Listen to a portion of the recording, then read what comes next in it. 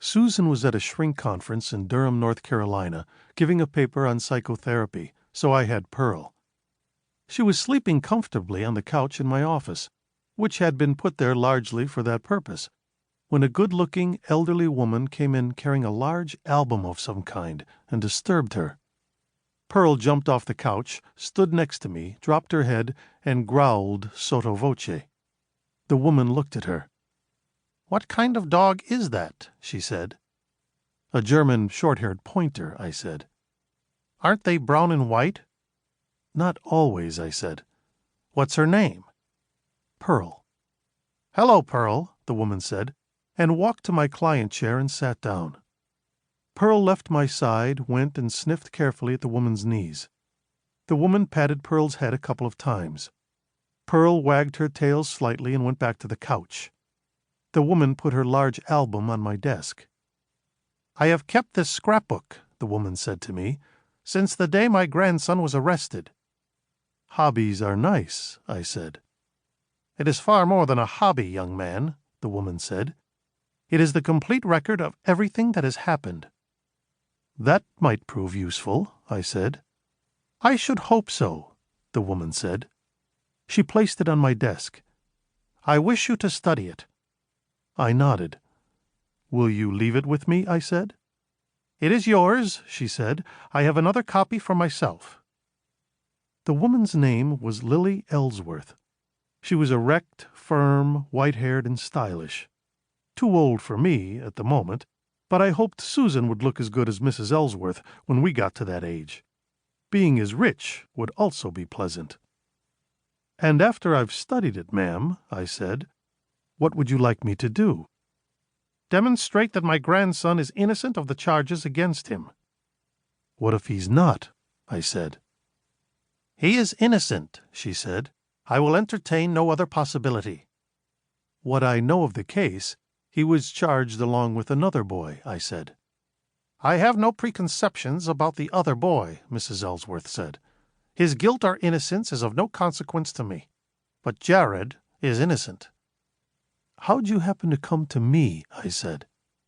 "Our family has been represented for years by Cone Oaks," Mrs. Ellsworth said. "I asked our personal attorney to get me a recommendation. He consulted with their criminal defense group, and you were recommended."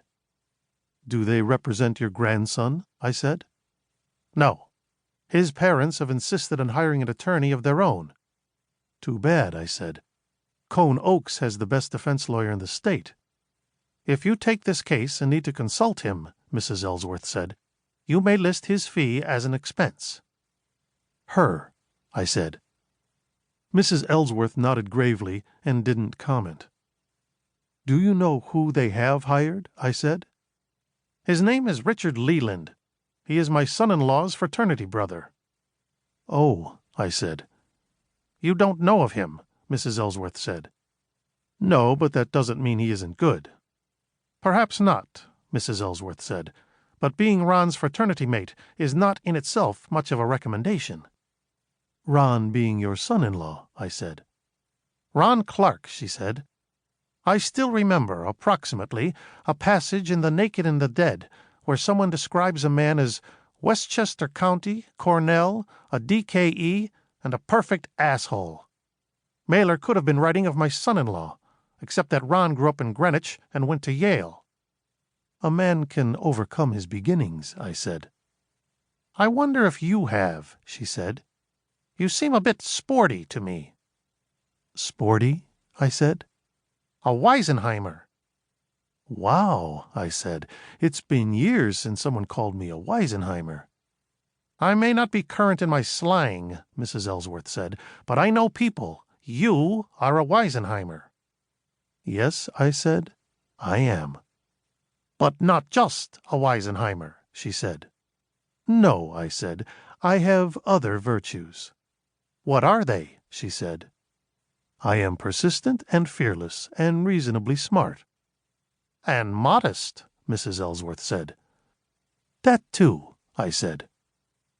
"If I hire you for this, will you put Jared's interests above all else?" "No," I said. "I put Susan Silverman's interests above all else." "Your inamorata?" Uh-huh. That's as it should be, Mrs. Ellsworth said. Any other problems I should be alert to? I don't take direction well, I said. No, she said. I don't either. And, I said, you have to understand that if your grandson is guilty, I won't prove him innocent. He is not guilty, Mrs. Ellsworth said. Okay, I said. I'll do what I can.